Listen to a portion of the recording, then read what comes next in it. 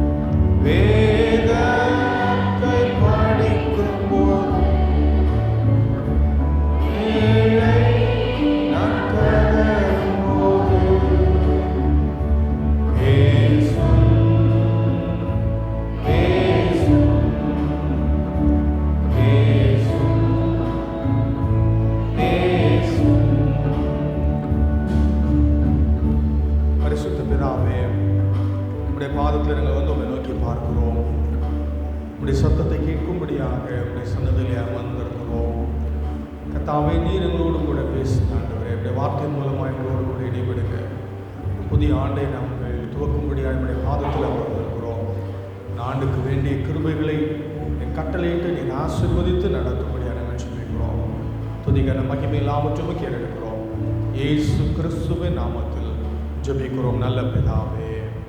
ஆமென். உங்கள் யாவருக்கும் இயேசு கிறிஸ்துவின் நாமத்திலே புத்தாண்டு வாழ்த்துக்களையும் தோத்தர்களையும் மீண்டும் தெரிவிக்கிறேன். இந்த ஆண்டில் கடவுளுடைய சமூகத்திலே வந்து நாம் காத்திருந்து ஜெபித்து இந்த ஆண்டை துவங்குவதற்கு ஆண்டவர் கிருபை செய்தார். அங்கே பீடத்திலிருந்து ஒரு வாக்குத்தத்த வசனத்தை பெற்றுக்கொண்டிருப்பீர்கள். நான் சின்ன பையனாக இருக்கும்போது என்ன செய்வேன்னா, வீட்டுக்கு போன பிறகு மற்றவங்களுடைய இதெல்லாம் வாங்கி பார்ப்பேன். யார் இது பிடிச்சிருக்கோ அதை வச்சுட்டு இதெல்லாம் என்னுடைய இதை கொடுத்துருவேன். நான் உங்களுக்கு சொல்கிற முக்கியமான ஒரு விஷயம் என்னென்னா, அட்டையில் வந்த வசனம் மட்டும் கிடையாது, பைபிளில் இருக்கிற எல்லா வசனமுமே வாக்குத்தத்தமுமே நமக்கு தான். அதனால் ஒவ்வொரு நாளும் ஒவ்வொரு வசனத்தை நம்ம என்ன செய்யலாம், வாசிக்கலாம். நம்ம வேதத்தை வாசிக்கும் போது நம்முடைய மனதை தொடுகிற வாக்குத்தத்தங்கள் எல்லாம் ஆண்டவர் நமக்கு கொடுப்பது தான். அந்த வேத வசனம் நம்ம மனசில் தொட்டுடுச்சுன்னா நம்ம வாழ்க்கையே அது மாற்றிடும். நிறைய சூழ்நிலையில் அதை நான் உணர்ந்திருக்கிறேன். நான் வந்து கொஞ்சம் பயந்தாங்குழி, ரொம்ப கோலை. ஆனால் சில நேரத்தில் ஆண்டவர் ரொம்ப பிரச்சனைக்குரிய இடத்துல கொண்டே நிறுத்திடுவார். ஐயோ, இது எப்படி நம்ம ஃபேஸ் பண்ண போகிறோம் அப்படின்னு பயமாக இருக்கும். ஆனால் கடவுளுடைய வார்த்தை எடுத்து படிக்கும்போது நமக்கே தெரியாமல் ஒரு பெரிய பெலனை ஆண்டவர் நமக்குள்ளாக கொடுப்பார். ஒரு வேத வசனம் நம்முடைய மனதை தொடுமானால் நம்முடைய வாழ்க்கையில் ஒரு பெரிய தாக்கத்தை அது ஏற்படுத்திவிடும். அதை அறிந்தவர்களுக்கு அது புரியும், நான் சொல்வது விளங்கும் என்று நான் நினைக்கிறேன். இந்த நாளில் நம்முடைய பேராயர் அவர்களாலே இந்த ஆண்டிற்கான வாக்குத்தத்தமாக கொடுக்கப்பட்ட ஒரு வாக்குத்தத்தத்தை இப்போ நம்ம தியானிக்கலாம். காலையில் வேறொரு முக்கியமான ஒரு வாக்குத்தத்தத்தை நாளைக்கு காலை 9 மணி ஆராதனையிலே நம்ம தியானிக்கலாம். இந்த ஆண்டிற்காக நம்முடைய பேராயர் அவர்களால் கொடுக்கப்பட்ட வேத வசனம், நமக்கு ஆல்டரில் வர்ற அந்த வசனம், நீங்கள் என்னிலும் என் வார்த்தைகள் உங்களிலும் நிலைத்திருந்தால் நீங்கள் கேட்டுக்கொள்வது எதுவோ அது உங்களுக்கு செய்யப்படும். நீங்கள் கேட்டுக்கொள்வது எதுவோ அது உங்களுக்கு. அதை மட்டும் படிச்சிங்கன்னா ஏமாந்துருவோம். அதை மட்டும் படித்தா நமக்கு என்ன தோணுது? என்ன கேட்டால் கூட என்ன செய்வார்? ஆண்டவர் கொடுப்பாருன்ற மாதிரி இருக்குது. ஆனால் உண்மையிலே என்ன கேட்டாலும் கொடுப்பேன்னு சொல்லியிருக்கிறாரா அப்படின்னா கவனிச்சாதான் புரியும். ஆண்டவர் அப்படி சொல்லலை. கேட்டதெல்லாம் கொடுப்பாரு. எப்போ அப்படின்னா ஒரு கண்டிஷன் வச்சிருக்கிறார், ஒரு நிபந்தனை. என்ன நிபந்தனை? நீங்கள் என்னிலும் என் வார்த்தைகள் உங்களிலும் நிலைத்திருந்தால் என்ன கேட்டாலும் தரேங்கிறார். அப்போ முதல்ல நம்ம இந்த நிபந்தனையை கவனிக்க போகிறோம். அதற்கு பிறகு வாக்குத்தத்தத்தை கவனிக்க போகிறோம். இந்த வசனத்தை நம்ம சரியாக புரிஞ்சுக்கணும் அப்படின்னா ஆண்டவர் கொடுத்துருக்கிற ஒரு அற்புதமான காரியம் என்னென்னா, ஒரு உவமை. இயேசு கிறிஸ்து இங்கே ஒரு உவமையை சொல்லியிருக்கிறாரு. யோவான் 15ஆம் அதிகாரத்தில் இருக்கிற இந்த உவமை என்னன்னு உங்களுக்கு தெரியும் இல்லை? இந்த ஒரு திராட்சை செடி, அதில் இருந்து வருகிற கொடிகள். அந்த திராட்சை தோட்டக்காரர் பிதா, திராட்சை செடி இயேசு கிறிஸ்து, அதில் இணைக்கப்பட்டிருக்கிற கொடிகள் நாம் எல்லாரும். அந்த கொடிகள் 2 டைப்பில் இருக்குது. ஒரு டைப்பு கொடியில் நிறைய பழங்கள் இருக்குது, இன்னொரு டைப்பு கொடியில் பழமே இல்லை. பழம் இல்லாததை ஆண்டவர் என்ன செஞ்சுறாரு? வெட்டி தூக்கி நெருப்பில் போட்டுறாரு. பழம் உண்டாகிறத கொஞ்சம் ட்ரிம் பண்ணி அது இன்னும் நிறைய கனிகளை கொடுப்பதற்கு உதவுகிறார். இந்த ஒரு ஓமையை சொல்லிவிட்டு இந்த ஓமையை பற்றி பேசுகிற இடத்துல தான் நம்ம இந்த வசனத்தை வாசிக்கிறோம். இங்கே ஆண்டவர் இயேசு கிறிஸ்து என்ன சொல்லுகிறார்? நீங்கள் என்னில் நிலைத்திருந்தால், ஃபஸ்ட்டு என் வார்த்தை உங்களில் நிலைத்திருந்தால், 2வது காரியம்.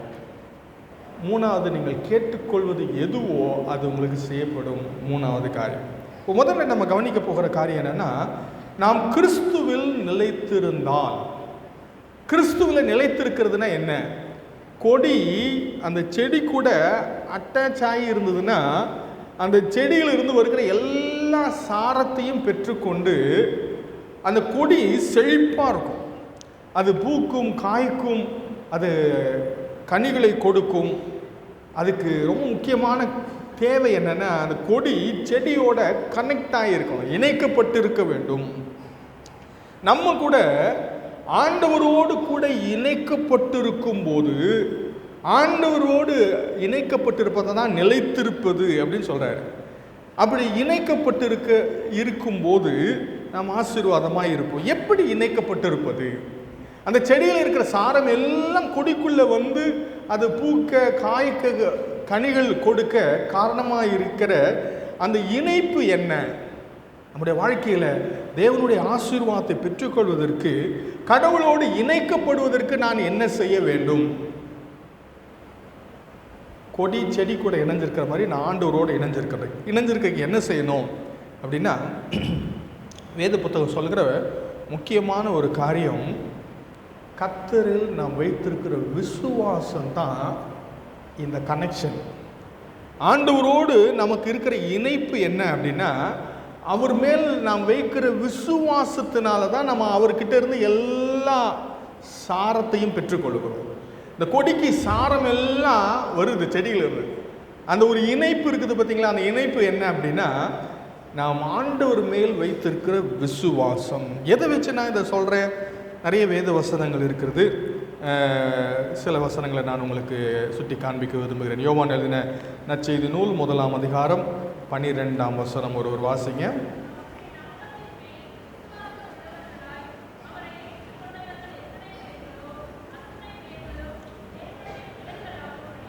ஆமா, இங்க அவரோடு ஒரு இணைப்பு. எப்படி இணைப்பு? அவரோடு ஒரு உறவுக்குள்ள வர்றோம். என்ன உறவு? நான் அவருடைய பிள்ளை என்கிற ஒரு உறவு. நான் மறுபடியும் பிறந்து ஆண்டவருடைய பிள்ளை ஆகிறேன். எப்படி நான் ஆண்டவருடைய பிள்ளை ஆகிறது? அவர் மேல் வைக்கிற விசுவாசம். என்னுடைய பாவத்தை உணர்ந்து இயேசு கிறிஸ்து என்னுடைய பாவ பரிகாரத்திற்காக சிலுவையில் மரித்தார் என்பதில் நான் வைக்கிற நம்பிக்கையினாலே அவருடைய ஆசீர்வாதத்திற்கு, அவருடைய சாரத்திற்கு உரியவனாக மாறுகிறேன். வேறு சில வசனங்களை வாசிக்கலாம். யோவான் 6வது அதிகாரம் 35வது வசனம், 40வது வசனம்.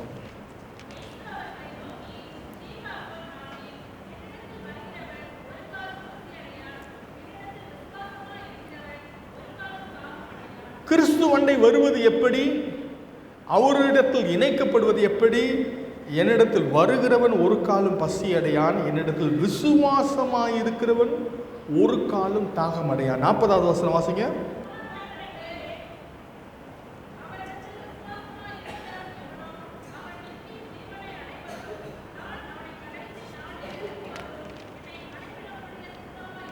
நித்திய ஜீவனை அடைவது எப்படி? குமாரனில் இருக்கிற ஜீவனை நான் பெற்றுக்கொள்வதற்கு என்ன செய்யணும்? குமாரனில் விசுவாசம் வைக்க வேண்டும். குமாரனில் விசுவாசம் வைக்கும் போது குமாரனில் இருக்கிற ஜீவன் நமக்குள்ளாக வருகிறது. யோவான் எழுதின சுவிசேஷம் 7ஆம் அதிகாரம் 38ஆம் வசனம், 39ஆம் வசனம் வாசிங்க.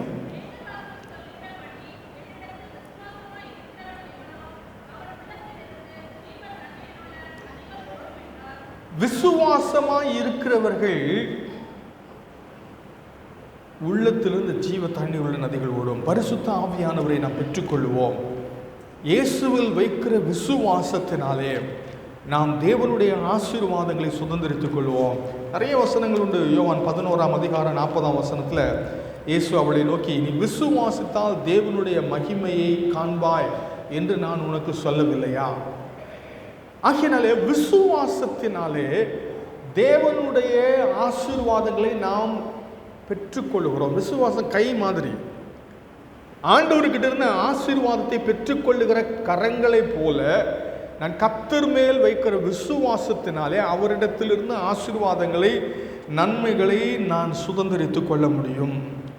ஆகையினால இங்கே இந்த அற்புதமான இணைப்பு, கடவுளோடு நம்ம இணைக்கிற ஒரு முக்கியமான இணைப்பு ஆண்டவர் மேல் வைக்கிற விசுவாசம். இன்னொரு சம்பவத்தை வேதத்தில் நான் உங்களுக்கு சொல்ல விரும்புகிறேன். ரோமர்கள் நிருபம் 11ஆம் அதிகாரத்தில் அப்போஸ்தலனாகிய பவுல் இதே போன்ற வேறொரு உவமையை சொல்லுகிறார்.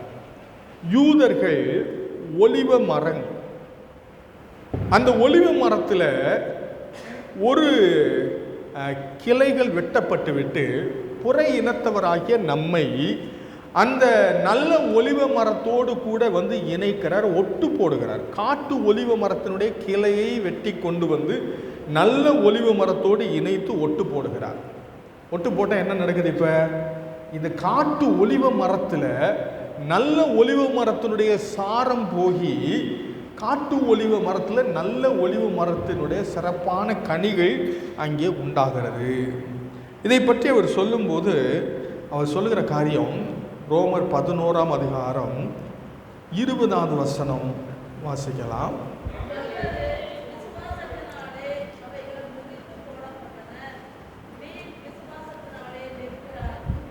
சில கிளைகள் வெட்டப்பட்டதற்கு காரணம் அவிசுவாசம், சில கிளைகள் ஒட்டப்பட்டதற்கு காரணம் விசுவாசம்.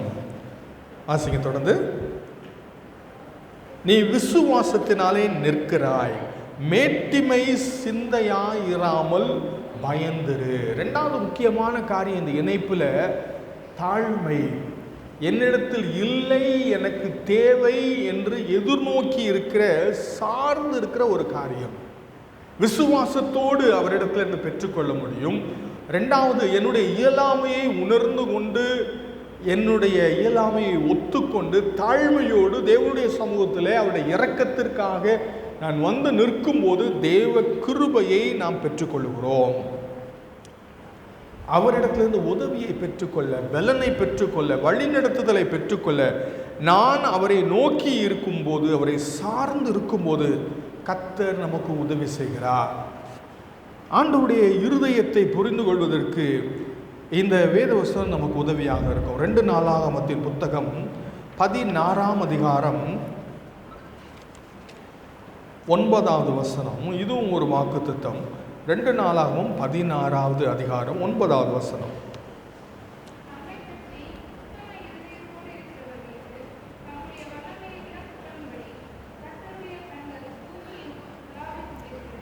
போதும். இந்த பகுதியில் ஆண்டவர் ஒரு மிக முக்கியமான உண்மையை சொல்லுகிறார். என்ன சொல்லுகிறார்? தம்மை பற்றி உத்தம இருதயத்தோடு இருக்கிறவர்களுக்கு தம்முடைய வல்லமையை விளங்க பண்ணும்படி கர்த்தருடைய கண்கள் பூமி எங்கும் உலாவிக் கொண்டிருக்கிறது. ஆண்டவர் எதிர்பார்த்துக்கிட்டு இருக்காரு. என்ன எதிர்பார்த்துட்டு இருக்காரு? யாரு என்னுடைய உதவிக்காக என்னை நோக்கி பார்க்கிறார்கள் என்று ஆண்டவர் தேடிட்டு இருக்கிறாரா? ஏன்னா ஆண்டவர் தேடி தேடி அப்படி உதவிக்காக அவரை நோக்கி இருக்கிறவர்களுக்கு உதவி செய்வதற்காக ஆவலோடு காத்து கொண்டிருக்கிறார்.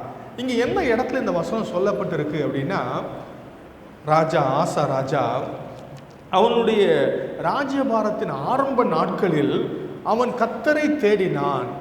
ஆண்டவரிடத்தில் உதவிக்காக அவரை நோக்கி பார்த்தான். பயங்கரமான ஒரு நெருக்கத்தில் இருந்தபோது 2 நாளாம் 14ஆம் அதிகாரத்தில் அவன் கர்த்தரை நோக்கி கூப்பிட்டான். ஆண்டவர் ஒரு அற்புதமான உதவியை அவனுக்கு கொடுத்தார். ஆனால் பிறகு அவன் ஆண்டவரை தேடுவதை விட்டுவிட்டு தன்னுடைய கஷ்டத்தில் அவன் மற்றவர்களை தேட ஆரம்பித்தான், மற்ற ராஜாக்களை தேட ஆரம்பித்தான். ஆகையினால ஆண்டவர் துக்கப்பட்டு சொன்ன ஒரு வார்த்தை தான் நம்ம இங்கே வாசித்த ஒரு வார்த்தை. தம்மை பற்றி உத்தம இருதயத்தோடு இருக்கிறவர்களுக்கு தம்முடைய வல்லமையை விளங்க பண்ணும்படி கர்த்தருடைய கண்கள் பூமி எங்கும் உலாவிக் கொண்டிருக்கிறது. ஆண்டவர் உங்களுக்கு உதவி செய்ய ஆவலோடு காத்து கொண்டிருக்கிறார். ஆனால் நம்ம என்ன செய்யணும்?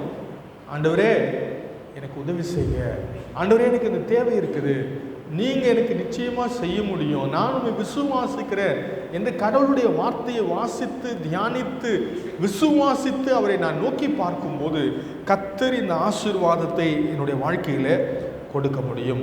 அப்போ முதலாவது காரியம், நான் கிறிஸ்துவில் நிலைத்திருப்பது என்பது அவரை விசுவாசித்திருப்பது, அவரை நோக்கி இருப்பது, அவரிடத்தில் பெற்றுக்கொள்வதற்கு ஆயத்தமாக நம்மை தாழ்த்தி இருப்பது முதலாவது காரியம். 2வது காரியம், நீங்கள் என்னிலும் என் வார்த்தைகள் உங்களிலும் நிலைத்திருந்தால். முதல்ல நம்ம கிறிஸ்துவில் நிலைச்சிருக்கணும். 2வது கிறிஸ்துவனுடைய வார்த்தை நம்மில் நிலைத்திருக்க வேண்டும். கவனிக்க வேண்டிய ஒரு விஷயம் என்னன்னா, என்ன சொல்லியிருக்கணும்? முன்னாடி ஆண்டவர் என்ன சொல்லியிருக்கிறார் அப்படின்னா, நீங்கள் என்னிலும் நான் உங்களிலும் அப்படின்னு சொல்லியிருக்கிறார். ஆனால் இந்த இடத்துல என்ன சொல்லியிருக்கிறாரு? நீங்கள் என்னிலும் நான் உங்களிலும் சொன்னாம என் வார்த்தைகள் உங்களிலும் அப்படின்னு சொல்லியிருக்கிறாரு. அப்ப எதுக்கு பதிலாக எதை சொல்லியிருக்கிறாரு? நான் உங்களிலும் சொல்லுவதற்கு பதிலாக என் வார்த்தைகள் உங்களிலும் அப்படின்னு சொல்லியிருக்காரு. அப்ப கிறிஸ்துவுக்கு பதிலாக அவருடைய வார்த்தை இங்கே பயன்படுத்தப்பட்டிருக்கிறது. ஆகையினால கடவுளுடைய வார்த்தையின் வழியாகவே ஆண்டவர் நமக்குள் வசிக்கிறார். ஆண்டவர் நம்மோடு கூட ஐக்கியப்படுவதற்கு அவர் தெரிந்து கொண்டிருக்கிற மிக முக்கியமான ஒரு காரியம் அவருடைய வார்த்தை. அவருடைய வார்த்தையை நான் ஏற்றுக்கொள்ளும் போது நான் கிறிஸ்துவை ஏற்றுக்கொள்ளுகிறேன். அவருடைய கட்டளைகளுக்கு கீழ்ப்படியும் போது நான் கிறிஸ்துவுக்கு கீழ்ப்படுகிறேன். ஆகையினாலே அவருடைய வார்த்தையை இங்கே முக்கியப்படுத்தி சொல்லியிருக்கிறார். நீங்கள் என்னிலும் என் வார்த்தைகள் உங்களிலும் நிலைத்திருந்தால். கிறிஸ்துவின் வார்த்தை என்னில் எப்படி நிலைத்திருக்கும்? அதற்கு நான் என்ன செய்யணும்? அவருடைய வார்த்தையின் வழியாக கடவுள் தம்மை வெளிப்படுத்துகிறார். அவருடைய வார்த்தையின் வழியாக கடவுளோடு இணைக்கப்படுவது எப்படி என்பதை காண்பிக்கிறார். கடவுளுடைய வார்த்தையின் வழியாக கடவுளுக்கு ஏற்ற வாழ்க்கை வாழ்வது எப்படி என்று காண்பிக்கிறார். ஆகையினால் இவைகள் எல்லாவற்றையும் அவருடைய வார்த்தையின் வழியாக நமக்கு காண்பிக்கிறார். கடவுளுடைய வார்த்தையை நான் வாசிக்கும் போது, தியானிக்கும் போது, ஆண்டவருடைய வார்த்தையினுடைய இருதயத்தில் வாசமாய் இருப்பதற்கு நான் அதை ஏற்றுக்கொள்ளும் போது கிறிஸ்துவை நான் ஏற்றுக்கொள்கிறேன். கடவுளுடைய எண்ணங்கள் என்னுடைய எண்ணமாக மாறுகிறது. கடவுளுடைய விருப்பம் என்னுடைய விருப்பமாய் மாறுகிறது. தேவ அன்பு எனக்குள்ள வருது. எப்படி? அவருடைய வார்த்தையின் வழியாக. 1 யோவான் 4ஆம் அதிகாரம் 12ஆம் வசனத்தை ஒரு வாசிங்க. 1 யோவான் 4:12.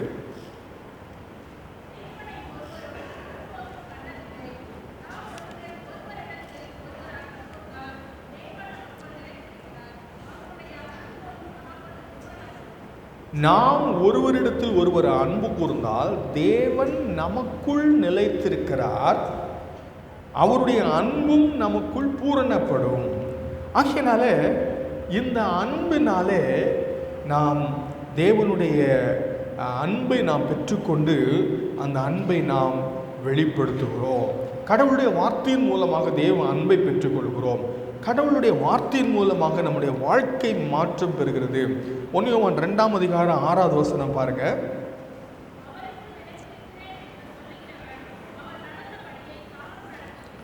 அவருடைய வார்த்தையை ஏற்றுக்கொண்டு நான் அவருக்குள் நிலைத்திருக்கும் போது அவர் நடந்தபடியே நானும் நடப்பேன். வாழ்க்கையிலே மாற்றம். ஆகிய என்னுடைய சிந்தனை மாறுகிறது, என்னுடைய விருப்பங்கள் மாறுகிறது, என்னுடைய வாழ்க்கையே மாறுகிறது. இப்போ கிறிஸ்துவோடு கூட நான் இணைக்கப்பட்டிருக்கிறேன். அவருடைய விருப்பங்கள் என்னுடைய விருப்பங்களாக மாறுகிறது. அவருடைய சிந்தனை என்னுடைய சிந்தனையாக மாறுகிறது. அவருடைய வாழ்க்கை என்னுடைய வாழ்க்கையை பாதிக்கிறது. அவரை போல நான் மாறிவிடுகிறேன். அவரை போல நான் நடக்கிறேன்.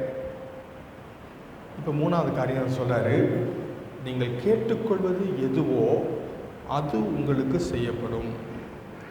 இப்போ கவனிக்க வேண்டிய விஷயம் என்னென்னா, இதுக்கு என்ன அர்த்தம்னா, ஏசாமி என்ன விரும்புவாரோ அதை நான் விரும்புவேன். அதை நான் விரும்பி நான் ஜெபிக்கும் போது அது கட்டாயமாக செய்கிறேங்கிறாரு. ஆனால் நான் விரும்பி கேட்பது, இயேசு கிறிஸ்து எனக்குள்ளே இருந்து எனக்காக ஜெபம் பண்ணார்னா என்ன ஜெபம் பண்ணுவார்? ஆண்டவரே, ஆண்ட்ரூஸ்க்கு ஒரு பெரிய கார் கொடுக்கும் அப்படின்னு ஜெபம் பண்ணுவாரா? டெஃபினட்டாக இல்லை. என்ன ஜெபம் பண்ணுவார்? ஆண்டவரே, உம்மை போல இவனை மாற்றுங்க, இவன் இந்த மாதிரி பிரச்சனை பண்ணுறான், இவன் சரியில்லை, இதில் மாறணும், ஆண்டவரே இவனை மாற்றுங்க, உங்களை போல மாற்றுங்க, அநேகருக்கு ஆசீர்வாதமாக மாற்றுங்க, எல்லாருக்கும் முன்மாதிரியாக வாழ உதவி செய்யுங்க. இப்படி தான் ஜெபம் பண்ணுவார் இல்லையா? அப்போ இங்கே என்ன சொல்கிறாரு? நீங்கள் என்னிலும் என் வார்த்தை உங்களிலும் நிலைத்திருந்தால், ஆண்டவரோடு கூட நான் ஐக்கியப்பட்டு என் வாழ்க்கை மாறி இருந்துச்சுன்னா என்னுடைய விண்ணப்பம் ஆண்டவருக்கு ஏற்றதாக இருக்கும். நான் விரும்புகிறதெல்லாம் கேட்க மாட்டேன், அவர் விரும்புகிறத நான் கேட்க ஆரம்பிச்சிருவேன். என்னை குறித்து ஆண்டவர் என்ன சித்தம் வைத்திருக்கிறாரோ அதை நான் ஜெபிக்க கற்றுக்கொள்வேன். அவருடைய விருப்பம் என்னுடைய விருப்பமாக மாறிவிடும். சரிங்களா? நிறைய நேரத்தில் நம்ம புரிஞ்சிக்காமல் இருக்கும்போது ஊழியக்காரங்க கூட தவறாக சில காரியங்கள் செய்கிறதுக்கு வாய்ப்பு இருக்குது. ரெண்டு விதமாக என்னுடைய ஊழியத்துக்காக ஜெபிக்கலாம். ஒன்று எப்படி ஜெபிக்கலாம் அப்படின்னா, ஆண்டவரே என்னை ஆசீர்வதிச்சு ஊழியத்தில் என்னை உயர்த்துங்க அப்படின்னு ஜெபிக்கலாம். ரெண்டாவது எப்படி ஜெபிக்கலாம்? ஆண்டவரே என்னை ஆசீர்வதிச்சு உம்மை உயர்த்துகிறதற்கு என்னை பயன்படுத்துங்கன்னு ஜெபிக்கலாம். யார் உயர்த்தப்படணும்? கிறிஸ்து உயர்த்தப்படணும் இல்லைங்களா? ஊழியக்காரர் உயர்த்தப்படக்கூடாது. அப்போ எப்போ நான் இப்படி ஜெபம் பண்ணுவேன்? ஆண்டவரே என் ஊழியத்தில் நீங்கள் மகிமைப்படணும், நீங்கள் உயர்த்தப்படணும். எப்போ ஜெபம் பண்ணுவேன்? அப்படி வசனம் எனக்குள்ளே வந்தால் தான் நான் அப்படி ஜெபம் பண்ணுவேன்.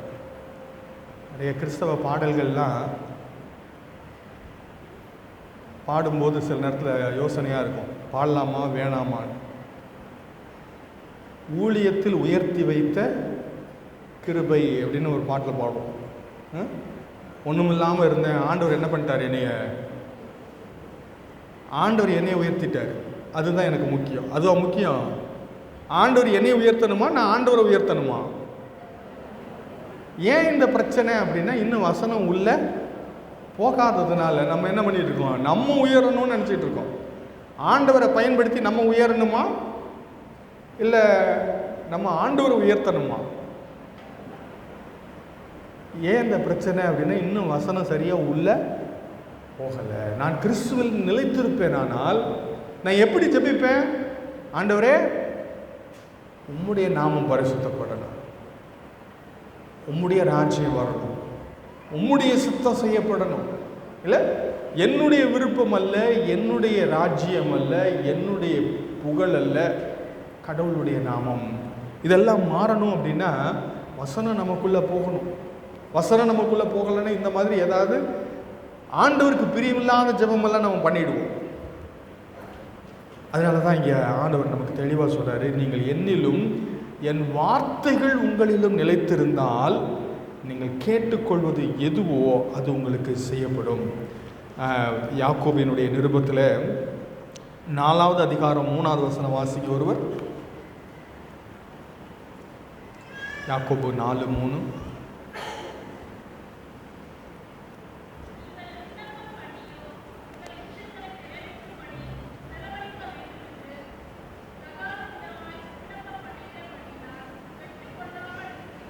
இங்க என்ன சொல்றாரு, நீங்க ஜெபம் பண்ணி கிடைக்கல. ஏன் கிடைக்கல? நீங்க எப்படி ஜெபம் பண்ணீங்க? உங்கள் இச்சைகளை நிறைவேற்ற ஜெபம் பண்ணீங்க. என்ன ஜெபம் பண்ணீங்க? ஆண்டவரே, இன்னொரு வீடு கொடுங்க. ஆண்டவரே, இந்த கார் பத்தல, பெரிய கார் கொடுங்க. நம்ம விருப்பத்திற்கு ஜெபிக்கிறதுனால தான் நிறைய நேரத்தில் நமக்கு கிடைக்கலங்கிற. அதுக்கு பதில் எப்படி நம்ம ஜெபிக்கணுமா, அவருடைய சித்தத்தின்படி ஜெபிக்கணும். அப்போ எப்படி அவருடைய சித்தத்தின்படி ஜெபிக்க முடியும் அப்படின்னா, அவருடைய சித்தம் என்னன்னு முதல்ல எனக்கு தெரியணும். எப்படி தெரியும்? அவருடைய வார்த்தையின் மூலமாக தான் தெரியும். ஆகினாலே ஆண்டவர் என்ன சொல்கிறார், நீங்கள் என்னிலும் என் வார்த்தைகள் உங்களிலும் நிலைத்திருந்தால் நீங்கள் கேட்டுக்கொள்வது எதுவோ அது உங்களுக்கு செய்யப்படும். என்னுடைய விருப்பம், என்னுடைய வேண்டுதல் ஆண்டவருடைய சித்தத்தின்படி, ஆண்டவருடைய விருப்பத்தின்படி இருக்க வேண்டும். இன்னும் ஒரே ஒரு வசனத்தை வாசித்து நம்ம ஜெபிக்கலாம். நீதிமொழிகளின் புத்தகம் 28ஆம் அதிகாரம் 9ஆம் வசனத்தில் இப்படி வாசிக்கிறோம், வேதத்தை கேளாதபடி தன் செவியை விளக்குகிறவனுடைய ஜெபம் அருவருப்பானது. கவனிச்சிங்களா? அப்படின்னா என்ன அர்த்தம்? பைபிள் வாசிக்காம ஜெபிக்காதங்கிறாரு. ஏன்? நான் சொல்றத நீ கேட்காம நீ சொல்றத நான் கேட்க மாட்டேங்கிற. நான் ஆண்டவரை நோக்கி, ஆண்டவரே எனக்கு இதை செய்யுங்கன்னு கேட்கறதுக்கு முன்னாடி ஆண்டவர் என்ன சொல்றாரு, நான் என்ன சொல்றேன்னா அதை நீ முதல்ல கேளு. அவர் சொல்ற சரிதானே? அவர் சொல்றத கேட்காம நான் சொல்றத அவர் எப்படி கேட்பாரு? ஆகையினால ஆண்டவர் சொல்லுவதை கேட்பதற்கு முதலிடம் கொடுக்க வேண்டும். கொடுத்தா என் ஜெபமெல்லாம் மாறிடும். என் ஜெபம் மாறிடும். அவருக்கு ஏற்றபடி ஜெபிப்பேன். நான் கேட்பதை எல்லாம் அவர் நிச்சயம் நமக்கு கொடுப்பார். ஏனென்றால் என்னுடைய விண்ணப்பம் அவருடைய சித்தத்தின்படி இருக்கும்.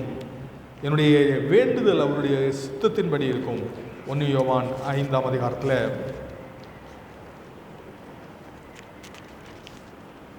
14ஆம் வசனத்தில் 15ஆம் வசனத்தில் நாம் வாசிக்கிறோம், நாம் எதை ஆகிலும் அவருடைய சித்தத்தின்படி கேட்டால் அவர் நமக்கு செவி கொடுக்கிறார் என்பதே அவரை பற்றி நாம் கொண்டிருக்கிற தைரியம். நாம் எதை கேட்டாலும் அவர் நமக்கு செவி கொடுக்கிறார் என்று நாம் அறிந்திருந்தோமானால் அவரிடத்தில் நாம் கேட்டவைகளை பெற்றுக்கொண்டோம் என்று அறிந்திருக்கிறோம். கிறிஸ்துவுக்குள் பிரியமானவர்களே, நாம் ஆண்டவருக்கு உகந்த காரியங்களை கேட்டு பெற்றுக்கொள்ள ஆண்டவர் ஆயத்தமாக இருக்கிறார், நமக்கு கொடுக்க ஆயத்தமாக இருக்கிறார்.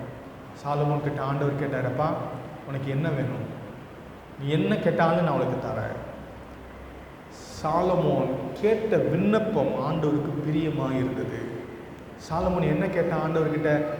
ஆண்டவரே, இந்த உலகத்தில் இருக்கிற ராஜாக்கள் எல்லாரிலும் நான் தான் பெரிய ராஜாவாக இருக்கணும் அப்படின்னு கேட்டிருக்கலாம். ஆண்டவரே, எனக்கு முன்னாடி யாருக்கிட்டையும் இவ்வளோ காசு இருக்கவே கூடாது, அவ்வளோ பெரிய பணக்காரனாக நான் மாறணும்னு கேட்டிருக்கலாம். ஆனால் அவன் கேட்ட காரியம் என்னென்னா, ஆண்டவரே என்னைய சின்ன வயசில் ஒரு பெரிய பொறுப்பு எனக்கு கொடுத்துட்டீங்க, என்னை ராஜாவாக்கிட்டீங்க, நான் தான் நீதிபதியும் கூட, என்கிட்ட ஏராளமான மக்கள் நீதி கேட்டு வர்றாங்க, நான் நீதி செய்ய வேண்டுமானால் எனக்கு ஞானம் தேவை, எனக்கு ஞானமுள்ள இருதயத்தை தாங்க அப்படின்னு அவன் கேட்டான். அவன் கேட்டது ஆண்டவருக்கு பிரியமாக இருந்தது. ஏன் தெரியுமா? அவர் என்ன வேலையை செய்ய சொல்லியிருந்தாரோ அந்த வேலையை செய்வதற்கு வேண்டிய கிருபையை அவன் கேட்டான். கிறிஸ்துவுக்குள் பிரியமானவர்களே, ஆண்டவருக்கு உகந்த காரியத்தை கேட்டு ஆண்டவரிடத்திலிருந்து பெற்றுக்கொள்வதற்கு ஆண்டவர் நமக்கு இந்த நாட்களில் கிருபை செய்து நம்மை ஆசீர்வதித்து வழி நடத்துவாராக. நீங்கள் என்னிலும் என் வார்த்தைகள் உங்களிலும் நிலைத்திருந்தால் நீங்கள் கேட்டுக்கொள்வது எதுவோ அது உங்களுக்கு செய்யப்படும். ஜெபம் செய்வோம். இந்த கடவுளுடைய வாக்குத்தத்தத்தின்படி இந்த ஆண்டில் ஆண்டவரிடத்திலிருந்து நாம் கேட்டு ஏராளமான ஆசீர்வாதங்களை பெற்றுக்கொள்வதற்கு தகுதிப்படும்படியாக ஆண்டவருடைய வார்த்தையை புரிந்து கொள்வோம், ஆண்டவருடைய திருவுள்ள சித்தத்தை அறிந்து கொள்வோம். அதன்படி கேட்டு பெரிய மாற்றங்களை நம் வாழ்க்கையில், நம் குடும்பத்தில், நம்முடைய திருச்சபையிலே நாம் பெற்றுக்கொள்வோம். எல்லாரும் ரட்சிக்கப்படுவதும் சத்தியத்தை அறிகிற அறிவை அடையவும் அவர் சித்தம் உள்ளவராக இருக்கிறார். ரட்சிப்புக்காக ஜெபிக்கலாமா? தேவனை அறிகிற அறிவிலை வளர்வதற்காக ஜெபிப்போமா? பரிசுத்தமும் கிருபை மன்னும் எங்கள் பரலோகத்தாகவே, உடைய பாதத்தில் நாங்கள் வந்து நோக்கி பார்க்கிறோம். கர்த்தாவே, இந்த நாளிலே உடைய தயவுள்ள கரத்திலே நாங்கள் எங்களை அர்ப்பணிக்கிறோம். பலவிதமான பிரச்சனைகள், நெருக்கங்கள், கஷ்டங்கள், ஆண்டவரே துன்பங்கள், பலவீனங்கள் எல்லாவற்றையும் நாங்கள் சந்தித்து கொண்டிருக்கிற இந்த நாட்களில் ஆண்டவரே நாங்கள் மண்ணில் நெருங்கி வரவும், ஆண்டவரே நாங்கள் கேட்கிற நன்மைகளை பெற்றுக்கொள்ளவும் வேத வசனத்தினாலே நாங்கள் எங்களை நிரப்பிக்கொள்ள எங்களுக்கு உதவி செய்கிற ராஜா.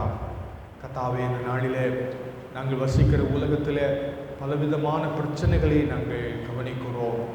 இந்திய தேசத்திலும் ஆண்டவரே உலக நாடுகளிலே பல நாடுகளிலே யுத்தங்கள், ஆண்டவரே சண்டைகள், பலவிதமான பிரச்சனைகளை நாங்கள் சந்திக்கிறோம்.